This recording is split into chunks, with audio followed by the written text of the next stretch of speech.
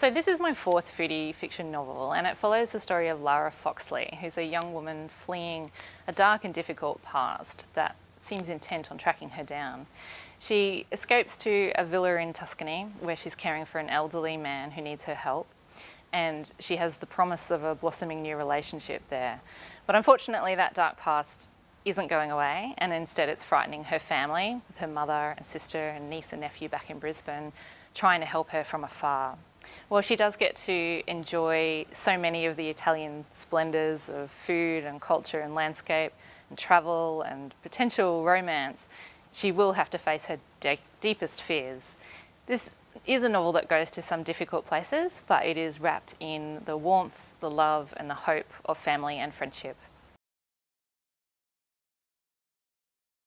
So this novel started in the streets of Rome. I was walking down a cobblestone street on my way to the Trevi Fountain, and there were Fiats whizzing past and lots of tourists, and there was an elderly man up ahead of me walking, and he had a cane and he was stumbling, and I just felt so much for him. I was so worried for him. I wanted to know who he was and what was he doing.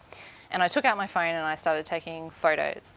And about a week later, I was staying in a villa in Tuscany on a writing retreat, and we were doing a writing exercise, and he came back to me as a character, and I was still really worried about him. I was also surrounded by all this beautiful Tuscan scenery, and then I had the character of Lara Foxley who'd been hanging around, and I'd tried to write her into a different story, and it didn't work. And so they all just came together, the elderly man, the beautiful scenery, and Lara Foxley, and that's where it started. So because this book started while I was in Tuscany, I had the great opportunity to take hundreds of photos while I was travelling around and fill a notebook full of inspiration. I also managed to go and visit a goat farm and a cheese factory in Tuscany and got a lot of great info from there.